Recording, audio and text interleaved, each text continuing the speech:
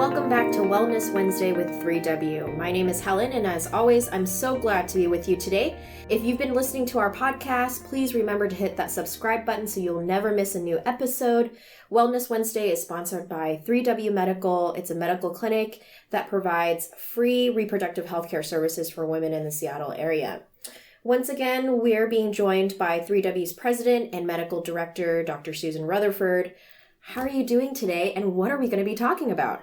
Yeah, I'm doing well, thanks. We're talking about menstrual cramps. Oh, pain with periods. Yes, I love this topic since I personally have had these, issues with cramping since I was 11 when I started my period. Yeah. So actually, I did too. Oh, really? Yes. Is that like a common age for women? Yeah. Like around fifth grade? Yeah. Okay. 12 is considered, I think, kind of the average. Starting right around there. Okay. Very good. All right. Well, let's talk about menstrual cramps. Okay. Well, you and I both had them. So how many people have them? At least half, some estimates as many as 90% of young women. Oh, gosh, get that makes me feel a lot better. Yeah. So in some ways. Yeah. And for me, it started immediately. Yeah. You too? Yeah. Yes. But sometimes it could start a few months later. The first cycles may not be ovulatory cycles, and it may work up to starting a few months after their periods begin. Okay. In that situation, it's called primary dysmenorrhea. Dysmenorrhea is the medical term for cramps. Oh. Dys meaning like abnormal, and menorrhea refers to menses. Menses. Mm-hmm. Okay. Yeah. So anyway, it is, believe it or not, the leading cause of short-term school absenteeism in that age group. Oh, okay. Yeah, I remember staying home a few times. I stayed home at least once or twice a day per month. Yeah. I remember. Yeah. It's a very popular topic among women that are coming to our clinic. Has it been? In their 20s, yes, especially, yeah. It's just several within the last week or so. Yeah. Wow. Okay.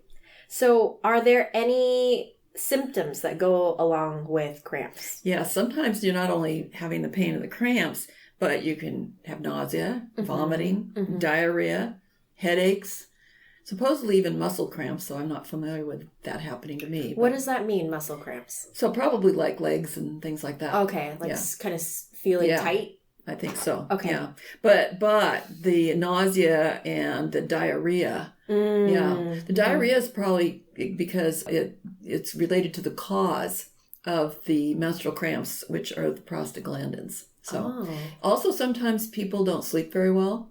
No. Yeah. How can you sleep comfortably? Yeah. And when you're struggling with this, they've found that there's a higher incidence of depression and anxiety, and other quality of life measures. So. Okay. Yeah. For most people, fortunately, it's just usually a few days a month.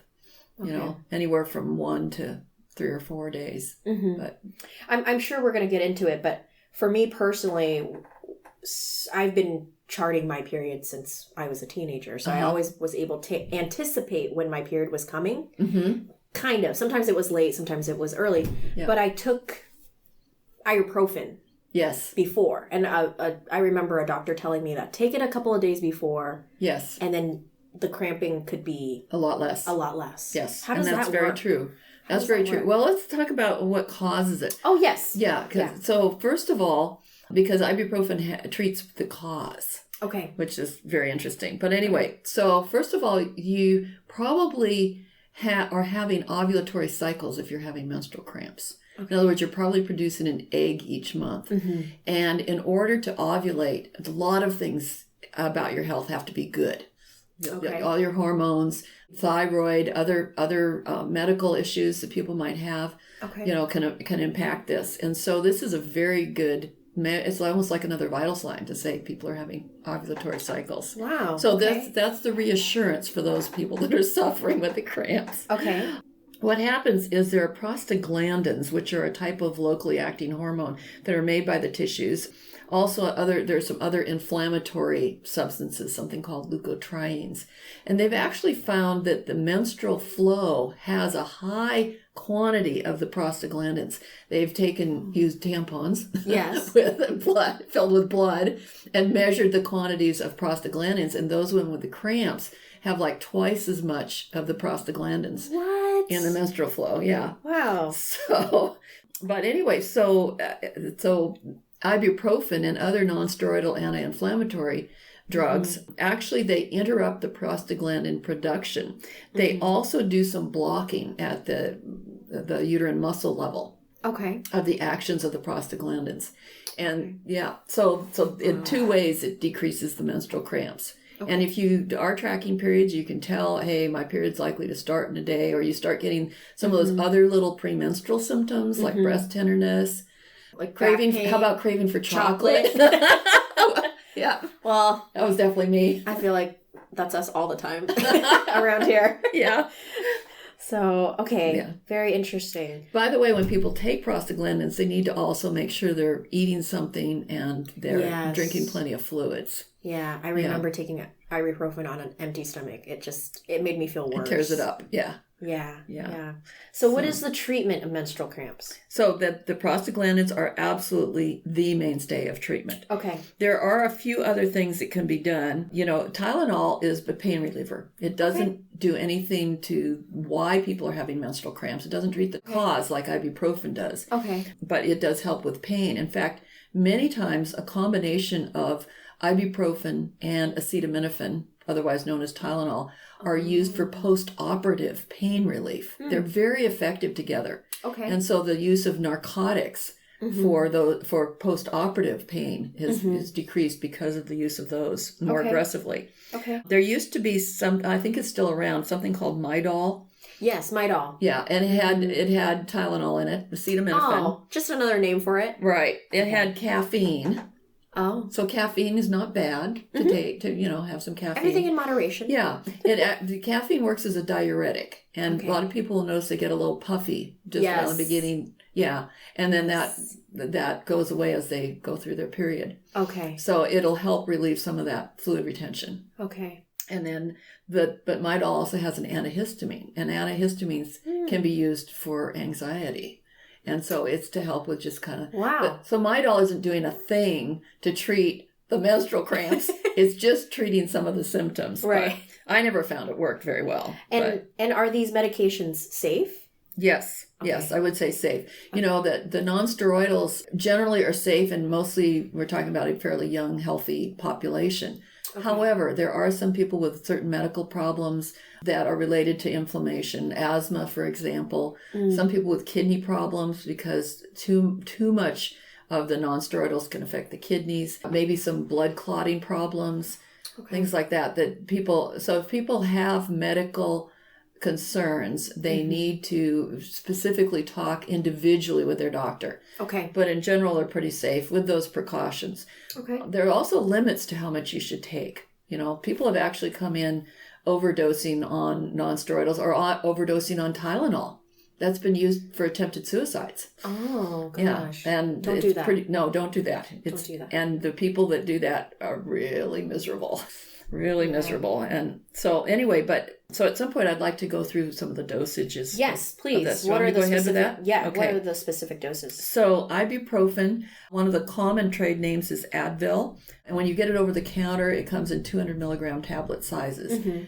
Prescription doses are 400, 600, or 800 milligrams per pill, per tablet. The 200, though, you might as well take 2 or 3 of those.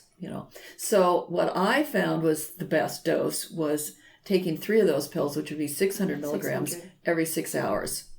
Okay. You could also take 800 milligrams, but then you're supposed to wait like about 8 hours. Oh. The goal is to have no more than 2,400 milligrams in a 24-hour period. Okay. That's good to know. So one thing that's good about this and gives people a little bit of flexibility is that in the exact dosing and timing is that if you're just taking it for like 1 or 2 days, unless you take huge amounts, you probably are not making a big hit on your kidneys. That's what I've heard. Yeah. When I was having really bad pain, my provider said to take 600 to 800. But if it's only for a short period of time, she said it's fine. It's absolutely fine. Because I was worried about my kidneys. I was worried about like other things that down the road could affect it. So yes. Okay. Okay. There are some other of the same type of medication that are siblings to ibuprofen, you might say, or cousins to ibuprofen. Okay. The most common one is naproxen. Naproxen. Yeah, there's a common trade name of naproxen. There's Anaprox, there's Naprolan. I think there might be some others, because there are a lot of generics. Mm-hmm. There are a couple different formulations of the naproxen. One is called naproxen sodium, and the dose is slightly different, is slightly higher. It's probably because the compound has a higher molecular weight. But in general, if you're looking at naproxen or naproxen, you want to take no more than 1,500 per 24 hours. A lot of the pills come in like 250s. Mm-hmm. So, and they may say take 250 twice a day. Well, that's only 500. Mm-hmm. So you've got plenty of room for increasing that. Okay. Or you can take 500 twice a day. Naproxen is longer acting than the ibuprofen. So it's commonly a twice a day dosage. And that's what, they talk about arthritis and joint pain on TV. They talk about, I have to take it twice a day. That's what they're talking about. Oh, okay. Yeah. So, but you can take it 3 times a day. So like roughly every 8 hours. Okay. So up to say 500 every 8 hours would be. Okay. And 500 is like a prescription dose. Okay. So what I'm talking about is that people need to sometimes, in fact, commonly need to go to prescription doses, not just the doses on the boxes that you buy over the counter. Okay. Same medicine, just have to up the dose a little bit. And listeners, if this is a lot of information, make an appointment. Come in and talk to Dr. Rutherford. Yes. She'll help you figure it out. I'm working on a detailed patient handout. I haven't finished it yet, but soon. So that they'll get all these details so that they can refer to it. Yeah. Because one thing I learned actually reviewing some of these things was, and I didn't realize, was that the naproxen actually has a higher incidence of upset stomach because of its long-acting nature. So, whereas you're hopefully eating more frequently when you take your ibuprofen. Sometimes you just don't feel like eating. There are a couple of other nonsteroidals. One is mefenamic acid, Ponstal, and others Celebrex. Okay. I loved Celebrex. Did you? Yeah. Okay. It helped. Okay. I've never actually prescribed it. Oh. Okay. But yeah. Yeah. But those are a couple other options. Those are both prescriptions. Okay. Okay. Yeah. Yeah. I took Celebrex for a short period of time and thought it helped. You thought it worked well? Mm-hmm. Okay. Yeah. And what are other treatments that you would suggest? So, people should take care of their health overall. Yes. And exercise is on the list for almost every health disorder. And so it's on this list We're too. We're going to keep beating that drum. That's right. That's right. Somebody asked me the other day, well, how much exercise? And I said, especially if you feel like your period's coming in the next few days, make sure that you're not just sedentary sitting in front of a screen. Yeah. Get up and do some walks. If you just do a good couple of walks a day. Yes. That counts. Like half an hour? Yeah. Something like that. It doesn't have to be extreme exercise, but just keep moving, especially when you're getting close to your period. That may also help some of your fluid retention problems and headaches and other symptoms that you might have. Okay. Yeah. So heat locally, the sort of a gentle heating pad or whatever. Those things you throw in the microwave now. And Yes. I had a hot water bottle. On your tummy. Yeah. One of those old fashioned where you fill with the hot water. That would work. Lower back too. Yes. There's no evidence that lower back pain, lower back cramps, which are also pretty common, happen, and that women that have had those have back labor when they go into labor. Oh, but really? A lot of people have asked me that, but I've asked many women in labor with so-called back labor. Yeah. I've said, did you have menstrual cramps and did you feel them in your back or your tummy? And I couldn't find any pattern. And there's no data. Okay. But you kind of wonder about some of these things. Okay. There are some dietary supplements, and I'm not familiar with them, but there's a whole list of things like fenugreek, ginger, valerian, zataria, zinc sulfate, fish oil, vitamin B1, and although it's far from conclusive, maybe vitamin D, but in the Seattle area, we all need some vitamin D. Yeah, you should take it anyways. There are lots of good things about vitamin D. Yeah. So. Okay, very good. And you encourage people to move, even though I know when I'm on my period, I'm just so tired. Oh yeah, sometimes you just have to lie there. Yeah. But as you're approaching your period. Okay. Yeah, I'd say, as you're approaching your period. I mean, sometimes all you can do is lie there. Yeah. So. In a ball. Yep. What if those medications don't work? So, if those don't work and you've really been through a good trial of maybe several different non-steroidals, added some acetaminophen in, tried the exercise, put all those things together if you have to. Yeah. And you're really not getting relief, and especially if your pain is not just during your period, especially the beginning parts of your period. If you're getting pain during other times of the month as well, or sort of constant and long lasting, then we start worrying about what's called secondary dysmenorrhea, which means that there's some abnormal medical cause. Okay. That's your body telling you there's something else going on. There's something else going on. Okay. Yeah. The most commonly, it's endometriosis. Yeah.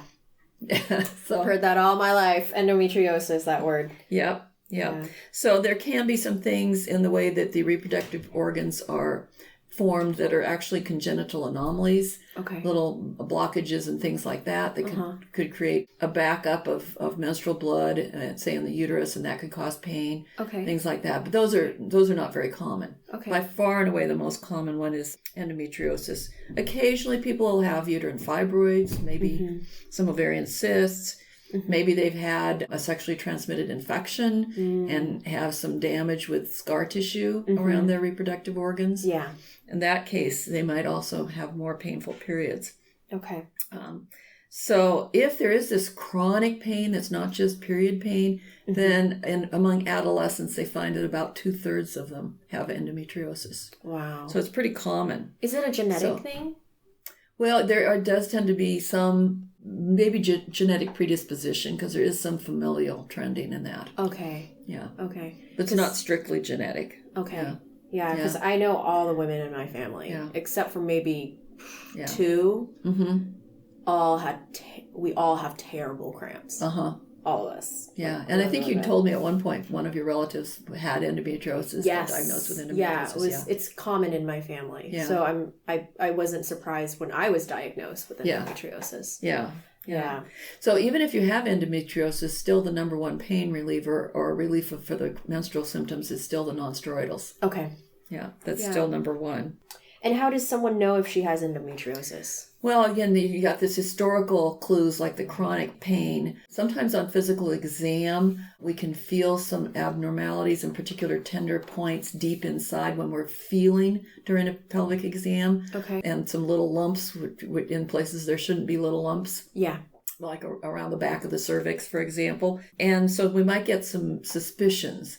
But the only way, and ultrasound can't see this stuff usually. So the only way to know for sure, unfortunately, is to look in the abdomen. Because endometriosis is where the tissue that you would normally find growing in the lining of the uterus, ready to shed and then shedding every month, you find little patches of those cells, that type of tissue in other areas of the pelvis. They can be on the side of the pelvis, they can be on the outside of the uterus, they can be on the ovaries, on the tubes, even on the intestines.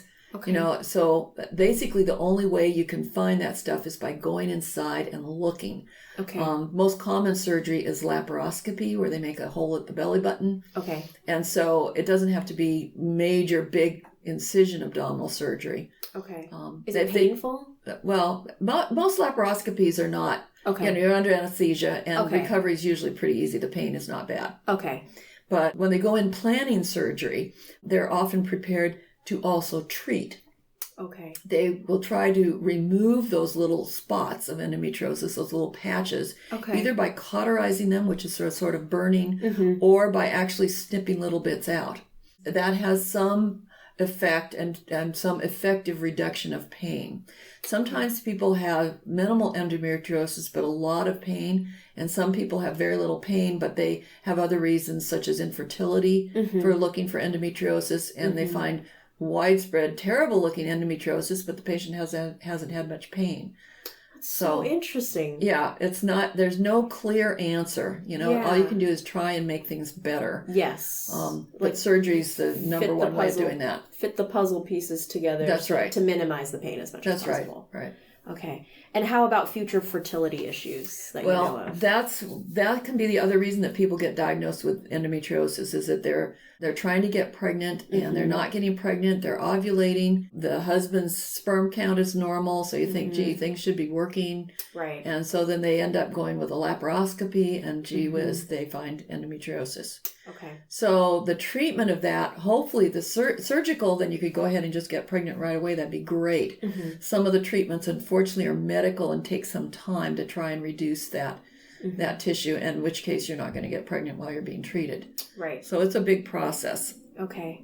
And what other treatment options are there for cramps? Well, hormones. Okay. So I've heard of many young women who have been started on birth control pills because of bad cramps. Yes. And yes, they're very effective, but you have to question, what do you want to do with your body? You know? Exactly. Yeah. I mean, people are very careful to buy chicken that never got hormones, or beef that never got hormones. Yes. You know, so non-GMO. Non-GMO, yeah. So so I think twice about the hormones. You can do birth control pills, and you can do a lot of the long-acting, the shots, the implants, the hormonal IUD, all those sorts of things to help with menstrual cramps, many of them by just shutting down the periods to begin with. I see. So they're just not having periods.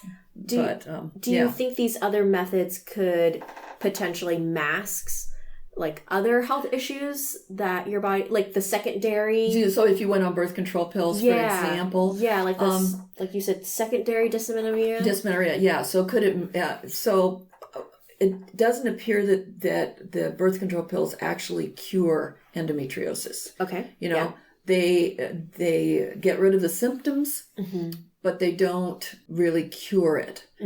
When you stop the birth control pills, your body's going to reset to what its normal intention was after birth control pills. Yeah. And some people might have, I mean, you can get pregnant even if you've been told, gee, you won't get pregnant because you have endometriosis, you can still get pregnant. Yeah. Yeah. It still could happen. It just could be a little bit harder and a little bit less frequent. So you can't take that as a guarantee. Well, the only way to know is by trying to get pregnant. Exactly. Yeah. So you don't know, and there's no data to support that treating, say, somebody who's 16 who has really bad endometriosis or that has endometriosis, that treating that person surgically at age 16 will mean that at age 25, when they want to start a family, that they're going to have better luck at that point. There's no evidence that the early treatment prevents it. There's the thought that it might, but nobody knows for sure. Okay. So again, if you have questions, please come and see us. Come talk to Dr. Rutherford. Yeah. It's very easy to make an appointment. Just give us a call. And are there any other things that women can do to reduce their cramps? Oh, that's a good question. I mentioned the dietary, the exercise, the heat treatment. Yeah. You know, it's really important for family or close friends to be supportive, because one of the things is that cramps can be so debilitating. It is. During, at least for a couple of days, that having somebody, tease you about it or give you a bad time about it, it's nothing anybody caused themselves. Yeah. Certainly nothing they want. And so we need to, women need to support each other, and their families need to support them and encourage them and say, it's okay. And maybe try some other things, or here's some tea. Here's some tea. Yeah. That's right. All those other things it's amazing how much our attitude and our emotional well-being can help us, even when we have chronic pain or serious illnesses. Good supportive people around you can make a huge difference. Yes. Yeah. I can attest to that, as my cramps were so bad when I was going to the UW, where I fainted in class one time. I remember that. And my classmates, though, were so nice because they knew what was happening, and they took me to Hall Health. Like they literally held me up to go. And it was so comforting to know that there were other sisters that were with you on that. Knew what was going on. And again, just, listening to your body and making sure that you take care of yourself. It can be very debilitating. Yes. You can miss work, school. Yes. Important things are in our lives. So where can our listeners get more information if they're curious? So one of my favorite spots is the American College of Obstetricians and Gynecologists website, and that's acog.org, acog.org. Okay. And we have a link to that, I think, on our app. We do. Yeah. Yes. And then there's one specific for endometriosis. There's an endometriosis association. And so if you go www.endometriosisassn.org. Wow. Yeah, you can get a lot of detailed information there. There are support groups for endometriosis, Yeah. That's a big deal. But basically, come in, we can reassure you, because people might worry other things are wrong with them. Mm-hmm. We can say, no, you don't have ovarian cysts. Mm-hmm. No, you don't have fibroids. That's all normal. Mm-hmm. Your anatomy all is fine. It feels normal on exam. Your cervix looks normal. Everything looks normal. Yeah. So come in for peace of mind. You're okay. Yeah. Yeah. Mm-hmm. Come in for peace of mind. So you're always such a wealth of knowledge. Thank you so much for educating us today. But it's time to wrap up our conversation. It's always so interesting, especially for me when I'm going through it myself personally. But as always, thank you for listening. Thank you to Dr. Rutherford. 3W Medical for Women provides free reproductive health services in the Seattle area. You can find more information about what we're talking about and various other topics on our website, and that's 3wmedical.org. That's the number 3, the letter W, then medical.org. Listen to other podcast episodes by clicking on our podcast tab on our page. If you like what you're hearing, again, please subscribe. Please share it with your friends and families so that you never miss out on a new episode. And until next time, stay healthy and be well.